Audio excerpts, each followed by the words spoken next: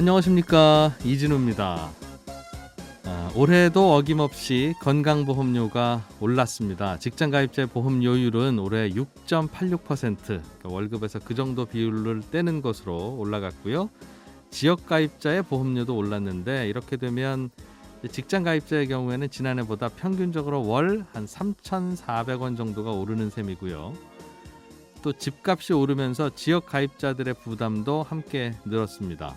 그러다 보니 소득 없으신 은퇴자들의 건보료 부담이 상당할 수밖에 없을 것 같은데 설날 연휴 첫날인데요. 가족들이 4인 이상 모일 수도 없는 이제 설날이지만 그래도 부모님 연락드리고 이런저런 경제적인 고민이나 건강 문제 신경 써드리다 보면 부모님 건강보험료 얘기도 오가게 되실 것 같아서 오늘은 이 건강보험료 정책이 달라지는 방향이 어떤 것인지, 또 자녀들에게 용돈 받는 것도 부모님 소득인가? 소득에 따라서 건강보험료가 나가니까요. 이런저런 궁금한 점들 한꺼번에 알아보겠습니다. 2월 11일 목요일 손에 잡히는 경제, 광고 듣고 바로 돌아오겠습니다. 경제 뉴스들 먼저 챙겨 들어보겠습니다. 오늘은 에셋플러스의 김치형 경제 뉴스 큐레이터 김큐 나오셨습니다. 어서 오세요. 네, 안녕하세요. 오늘 뉴스는 이제 공매도와 관련한 금융당국이 이제 최근에 공매도 관련해서 이런저런 고민을 하다가 네, 개인들도 기관 외국인처럼 공매도를 쉽게 할 수 있게 이른바 평평한 운동장 만들어 드리겠습니다라고 해서 네네. 이 무슨 공매도 시스템 이걸 쉽게 할 수 있는 이걸 좀 만들어 주겠다 뭐 그런 것 같아요. 몇 가지 개선안을 얘기를 했습니다. 그 중에 하나가 이제 무차입 공매도 방지 시스템을 다음 달부터 오픈하겠다라고 했는데요. 네. 이거는 기울어진 운동장을 조정한다기보다는 그간 약간 불법적인 요소가 있었던 것을 해소하겠다라는 차원으로 해석하시는 게 맞을 것 같은데요. 이게 참 공매도를 설명하기가 공매도도 어렵고 또 무차입 공매도도 설명해야 돼서 좀 어렵긴 한데 일단 공매도는 없는 주식을 빌려서 파는 거지 않습니까? 그렇죠. 어떤 기업의 주가가 너무 올랐다라고 생각이 되면 이건 거품이다라고 판단을 하고 주식을 빌려서 비싼 가격에 팔고 주가가 실제로 이제 떨어지면 떨어진 가격에 사서 갚아버리는 거죠. 그 안에 일어난 가격 차로 이제 돈을 버는 매매 기법이다 이렇게 보시면 되겠는데요. 그러면 이제 차입하고 무차입 공매도는 어떤 차이냐? 차입은 진짜 빌려서 파는 거고요. 무차입은 빌리지도 않았는데 파는 겁니다. 말 그대로예요. 우리나라는 현재 무차입 공매도는 불법이고요. 그런데도 불구하고 현실에서 사실상 무차입에 해당되는 공매도들이 다반사로 일어나고 있다라는 의구심을 지금 받고 있는 상황이거든요. 그러니까 공매도는 남의 거 빌려서 파는 건데 무차입 공매도는 빌리지도 않고 판다. 그럼 뭐가 사고가 생기지 않나요? 일단 팔고 나서 다시 빌리는 거죠, 그러니까. 그렇습니다. 순서가 바뀐 거라는 거죠. 순서가 바뀐 건데. 그래서 이거를 무차입으로 볼 수 있느냐 없느냐를 가지고 사실 당국하고 그 기관들하고 약간 그 의견이 좀 다른데요. 사실은 기관들은 후차입 공매도입니다. 이렇게 주장하겠군요. 그렇습니다. 그러니까 이제 그런 겁니다. 그러니까 주식이라는 게 그날 사도 돈을 결제하는 것은 이틀 뒤지 않습니까?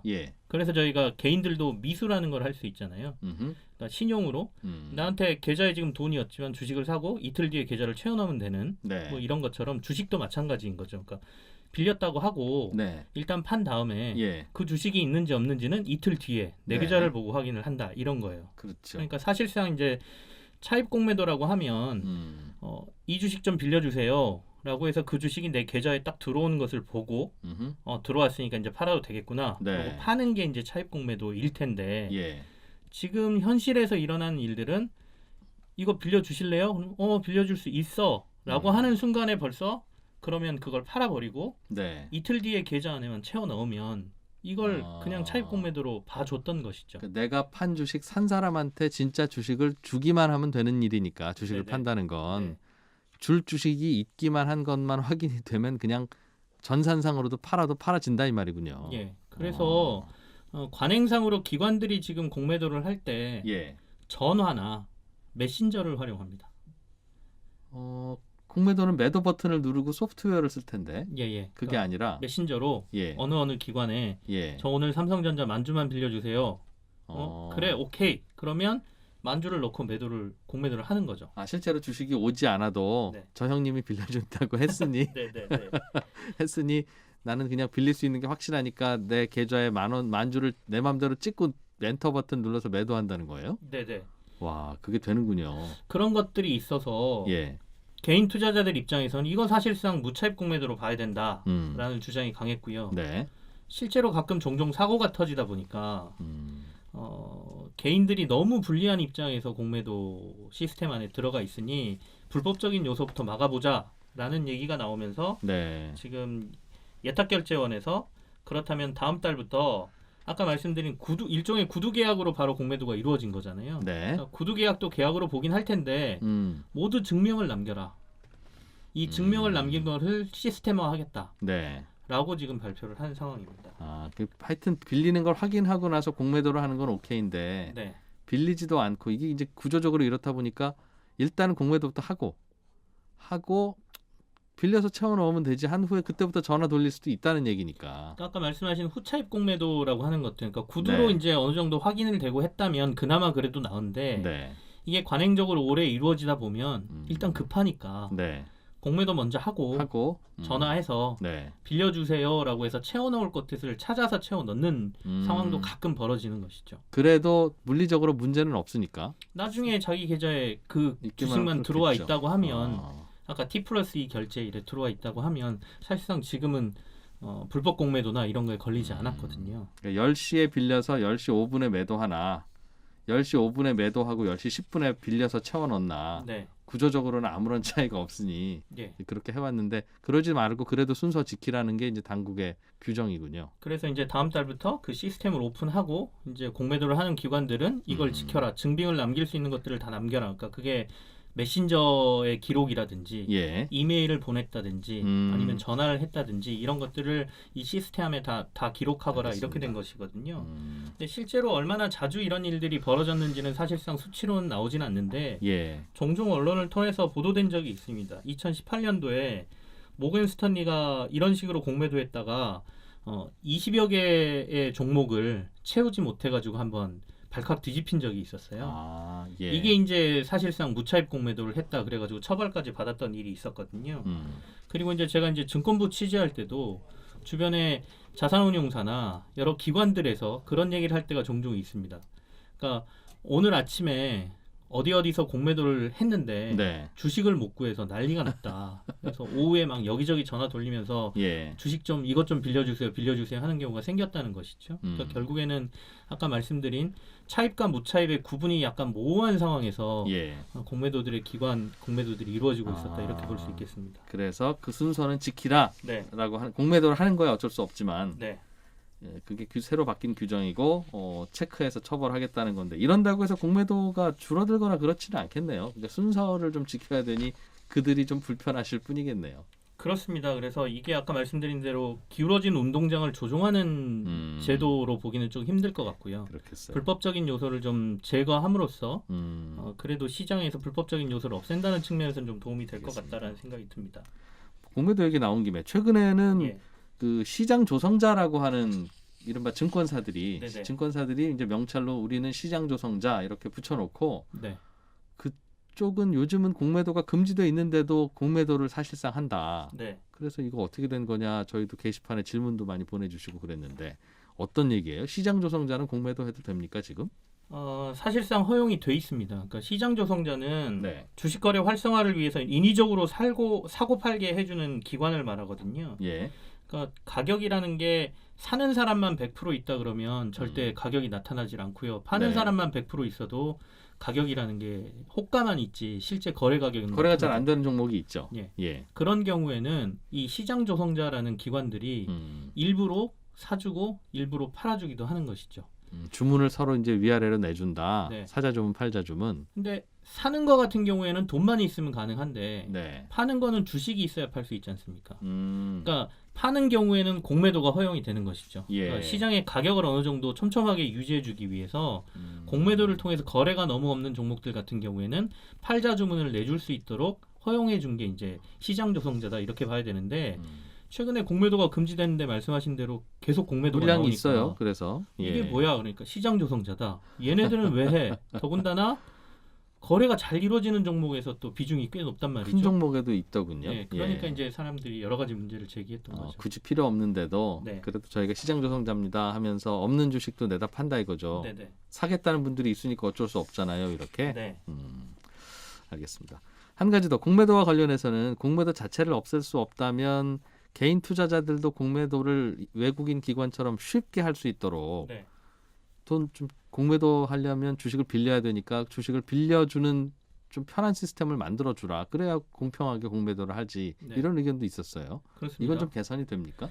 그래서 앞에 이제 시장 조성자 쪽에서도 약간의 제도 개선이 있거든요. 예. 그러니까 이미 거래가 활성화되어 있는데 굳이 공매도가 필요하지 않은데도 시장 조성자가 공매도를 하고 있다면 이건 좀 필요 없는 조치 아니냐라고 해서 시가총액 1조 원 이상 또는 코스피 코스닥에서 시장별 회전율이 상위 50% 이상인 종목에서는 그간 시장 조성자가 공매도를 하든 시장 조성을 하든 증권거래세를 면제해 줬습니다. 그러니까 예. 활발하게 막 했던 것이죠. 근데 이거 면제 조치를 없애서 네. 될 수 있으면 거래가 활성화된 데에서는 많이 나오지 않도록 하는 조치가 지금 시행이 되거든요. 예. 그러니까 이것도 이제 어떻게 보면 개인들 입장에서는 좀 불리한 게 좀 사라진다. 공매도에 여러 가지 문제가 하나는 없어진다라고. 시장 조성자들이 할 일이 적어지거나 일하기가 좀 불편해지겠네요. 그렇죠.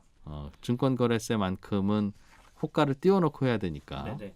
그리고 이제 두 번째 이제 개인들이 공매도에 참여가 힘들다는 부분은 예.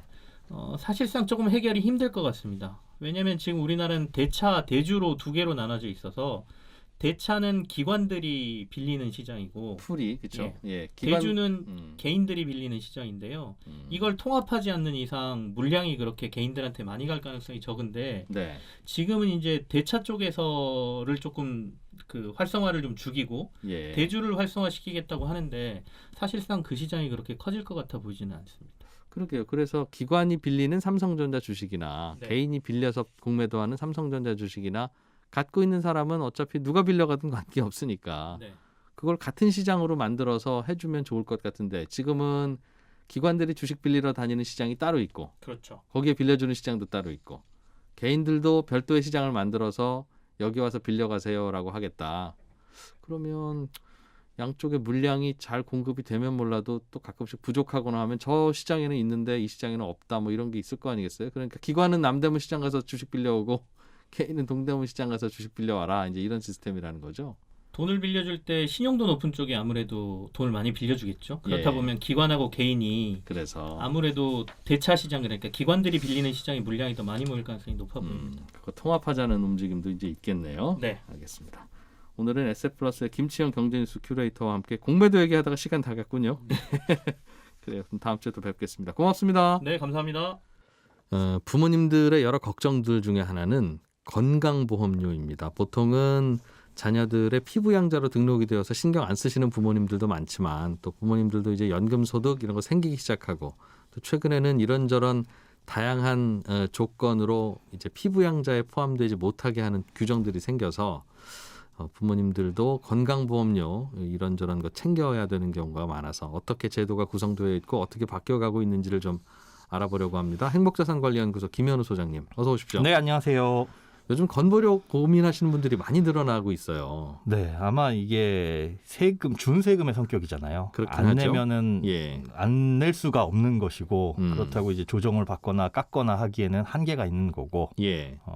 그래서 또 오르신 분들도 많고요. 네. 조건도 점점 까다로워지고 있는데 지금 건강보험료 부과체계가 개편 중에 있어요. 그러니까 네. 1차 개편을 했고 2018년 7월에 2022년 7월에 또 개편하는데 이 개편의 핵심은 재산 기반에서 이 소득 기반으로. 지역가입자의 경우. 네, 그렇습니다. 예전에는 지역가입자가 얼마를 버시는지에 대해서 파악이 잘 안 되니까 그렇죠. 재산이 많으시면 그냥 많이 버시겠거니 생각해서 네. 비싼 차 한 대 있으면 굉장히 부자인 걸로 또 간주하고 해서 말들이 좀 있었는데. 맞아요. 그게 뭐 어떻게 보면은 합리적이기도 했어요. 그러니까 소득이 투명하게 신고가 되지 않은 시절에는. 근데 네. 요즘에는 신용카드 사용이라든가 이런 게 활발해졌기 때문에 소득도 어느 정도 확인이 가능하고. 그리고 과거에는 뭐 여성이냐 남성이냐 이거에 따라서도 차이가 또 있었으니까. 알겠습니다. 그러니까 소득이 1원이라도 생기면 이제 건보료를 내야 됩니다. 이게 아니라 예. 어느 정도 소득 이상이 되시면 그때부터는 이제 자식들한테 얹혀 있으시지 마시고 별도로 건보료를 내세요라는 개념이니 네네. 어떤 소득이 어떻게 카운트되는지를 좀 아는 게 필요할 것 같아요. 일단 사업자 등록을 내시면 네. 여기서 조그만 장사할 거예요라고 하면 사업자 등록 우리가 내야 되잖아요. 예. 그렇게 내게 됐을 경우에는 그냥 피부양자 요건 유지가 안 되고요. 그분이 얼마를 버는 거와는 무관하게. 그렇죠. 예. 무관하고 그다음에 이제 핵심이 되는 건 주택 임대소득 발생하시는 분들 많이 있으시잖아요. 예. 이분들 같은 경우에는 연간 합계액이 500만 원 이하인 경우에는 유지가 됩니다. 그런데 주택 임대소득을 뭐 한 달에 그러면 40몇만 원 받으면 500만 원 연간 넘어가 버리잖아요. 예. 그 정도는 아니고 공제액이 있습니다. 그러니까 국세청에 내가 세금을 내야 하는 금액 기준으로 500만 원 이하이기 때문에 필요 경비를 공제받는 걸 계산하면 쉽게 얘기해서 연간 임대소득이 1,000만 원 정도까지는 괜찮다. 네. 이렇게 보시면 됩니다. 이게 참 그게 주택 임대소득은 그렇게 봐주는데 네. 예를 들면 상가나 오피스텔 같은 게 있으면 월세가 10만 원만 받더라도 네네. 그건 또 바로 사업자로 등록이 돼서 피부양자 자격이 사라진다도. 그렇죠. 하거든요. 그 임대사업자는 이 주택의 월세 임대사업하고 다른 거니까요. 예. 그거는 아까 말씀드린 사업자 등록을 낸 경우에 네. 해당해서 그건 조금이라도 받으시면 그래서 그 부분 생각을 해보셔야 돼요. 월세를 조금 받는데 오피스텔 같은 거 하나 사가지고 네. 월세 조금 받는 경우 이럴 때 피부양자에서 박탈돼서 건강보험료 부담하는 게 훨씬 더 커질 수가 있으니까. 월세는 한 4, 50만 원 들어올 건데 네. 건보료가 3, 40만 원씩 나가기 시작하면 그럴 수 있죠. 이 건강보험료는 세대를 기반으로 하는 거거든요. 그 예. 세대가 갖고 있는 재산을 다 평가를 하고 소득도 평가를 해서 매기기 때문에 네. 오히려 뭐 월세보다 건보료가 더 나갈 수 있는 부분도 있어서 그렇군요. 예. 보통은 나는 연금 소득은 있다. 예. 젊을 때 연금 상품을 부어놔서 그거 은행에서 연금으로 나온다. 네. 그럼 그것도 내 소득으로 잡혀서 건보료 내야 되냐? 이 질문은 어떻습니까? 일단 개인 연금은 소득으로 잡지 않는다라고 보시면 됩니다. 국민연금에서 말하는 소득 중에는 연금 예. 소득도 포함이 되는데 그때는 공적연금, 그러니까 국민연금이나 공무원연금 이런 것만 소득으로 포함이 되고 예.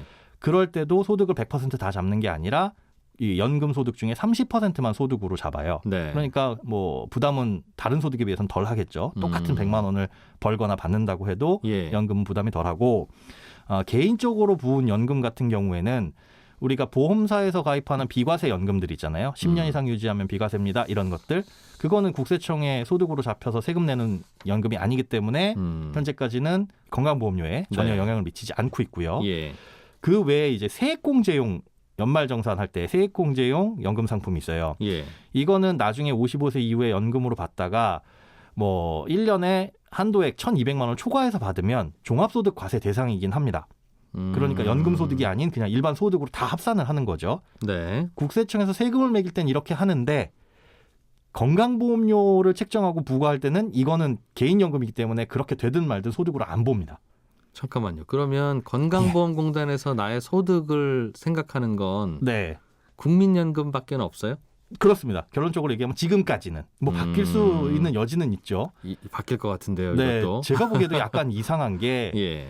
개인연금, 그러니까 연말정산용 개인연금을 연간 1,200만 원을 초과하면 네. 단돈 1원이라도 초과하면 그 전체액을 다른 소득과 합산을 하거든요. 예. 그렇게 해서 소득으로 보는데 네. 건강보험에서는 그게 1,200을 초과하든 합산되든 말든 개인적으로 부은 연금은 소득으로 안 잡아요.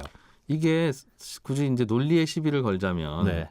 내가 젊었을 때 번 돈으로 오피스텔을 사뒀을 수도 있고 네. 젊었을 때 번 돈으로 연금을 부어놨을 수도 있는데 그렇죠. 오피스텔을 사둬서 한 달에 월세가 30만 원 나오는 건 소득으로 잡아서 피부양자 자격을 박탈하고 네. 연금을 부어서 한 달에 30만 원 나오는 건 그건 괜찮습니다 한다면 이상하죠. 그건 이상하잖아요. 이상해요. 둘 중에 하나를 예. 그 오피스텔도 이게 노구용입니다 그러면 안 해주든가 네. 아니면 개인연금도 자산으로 잡아서 해주든가. 심지어 이제 부동산 같은 경우는 갖고 있는 그 재산 과표가 현재로선 9억을 초과하게 되면 그것도 피부양자 알겠습니다. 박탈 요건이 야, 되니까요. 이게 복잡하군요. 그런데 만약 노후에 연금으로 받으시는 것도 다 건보료에 포함됩니다라고 하면 그거는 젊을 때 누가 연금 상품 가입하겠어요. 그렇죠. 한편으로는 그때 건보료가 얼마나 뛸지 모르는데. 네. 한편으로는 이제 노후 자산을 부동산 쪽으로만 치중하지 마시고 네. 상대적으로 부담이 되니까 금융자산 쪽으로 하세요라는 시그널인지 어쨌든 현재로서는 봐도 약간은 갸우뚱하게 되는 알겠습니다. 포인트입니다. 그러니까 퇴직연금, 기타 연금, 연금 붙어 있는 거는 일단은 다 건보료에 영향을 당장은 주지 않는다. 네, 그렇습니다. 알겠습니다. 뭔가 자산을 매입하고 하는 것도 영향이 영향을 주게 됩니까? 만약에 이제 피부양자 요건 중에는 재산세 예. 과표가 9억을 초과하게 되면 이건 이제 기준 시가의 공정시장 가액 비율 70%를 곱하게 되어 있는데 네. 9억을 요 금액이 초과하게 되면 피부양자에서 박탈이 돼요. 근데 9억 잠깐만요. 그러면 명의로 갖고 있는 집이 예를 들면 15억이라면 네. 요즘은 아파트 서울 아파트 비싸면 그 정도 하니까 네네. 그거의 공시 가격이 예를 들면 10억 원일 수 있고 네. 그럼 9억 원 넘잖아요. 근데 그렇죠. 거기에 뭘 또 곱해줘요? 공정시장 가액 비율 70%를 네. 곱했을 때 이제 그럼 9억을 초과하게 되면 6억 3천이니까 아직은 안 내실 아직은 텐데. 아닙니다. 예. 그런데 이게 문제가 2022년 7월에 2차로 강화가 되는데 예. 이때는 3억 6천으로 좀 낮아져요. 많이 낮아지죠. 서울에 웬만한 집 한 채 있는 분들은 다 이제는 피부양자 아니다. 네. 그런데 그때 이제 조건이 있습니다. 다른 이제 금융소득이라든가 공적연금 아까 말씀드린 그리고 예. 근로소득이 있다면 그런 것들의 합산이 연 1,000만 원을 초과하는 걸 동시 충족을 해야 돼요. 그러니까 소득이 아예 없고 네. 집만 집만 있어요라고. 비싸면 괜찮고. 네, 그 경우는 괜찮다는 거죠. 근데 국민연금을 올해 부어서 국민연금 받는 게 한 달에 한 100만 원이 넘어가면 그렇다고 하더라도 국민연금은 30%만 소득으로 계산해 인정하니까. 주니까. 예. 그럴 때는 연금 많이 부어놨거나 하면 그거는 소득에 들어갑니까? 그럴 때도 안 그것도 들어갑니다. 아니고? 개인연금은 빠지기 때문에. 그럼 어디 회사를 다니시든가. 네. 아니면 금융소득이 1,000만 원 초과를 하거나. 네. 예, 금융소득이라고 한다면 이자나 배당소득 같은 경우에 연간 1,000만 원을 초과하면. 알겠어요. 그것도 주식 투자하시는 분들은 가끔 배당 들어오는 경우 있을 텐데. 네. 자칫하면 그 배당 소득 얼마 받으려고.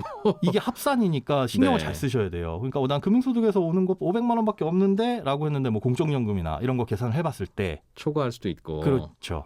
내가 투자한 회사가 특별 배당을 할 줄 모르고 갖고 있었는데 특별 배당을 하는 바람에 그런 케이스도 있겠네요. 받는 배당금보다 늘어나는 보험료가 더 많을 수도 있겠네요. 더 늘어날 수도 있죠. 이게 그러니까 야. 10,000원 늘어났을 때 그 비율로 10% 늘어나는 데가 아니라 그 10,000원 한 장 차이 때문에 부과를 하냐 마냐의 문제가 생길 수도 있기 때문에. 그러게요. 건강보험료 공부를 이제 올해부터는 나이 드신 분들은 네. 근데 피부양자로 계셨던 분들은 정말 치밀하게 해야 되겠네요. 사실은 노후 즉 퇴직 전에 제일 반드시 중요하겠네요. 해보셔야 예. 될 게 가장 많은 경비가 늘어나는 거, 고정 비용이 늘어나는 부분이 건보료 부분이거든요. 네. 여기에서 충격을 받으시는 분이 많아서 요거는 한번 생각을 해보셔야겠습니다. 알겠습니다. 공부 열심히 해야 되겠다까지 오늘은 하나 두고 차근차근 또 하나씩 기회 있을 때마다 배워보죠. 행복자산관리연구소의 김현우 소장이었습니다. 고맙습니다. 네, 고맙습니다.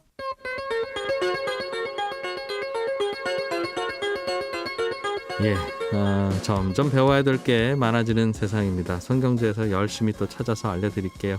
일단은 설 연휴 즐겁고 재미있게 잘 보내시고요. 저는 내일 아침에 또 인사드리겠습니다. 지금까지 이진우였습니다. 고맙습니다.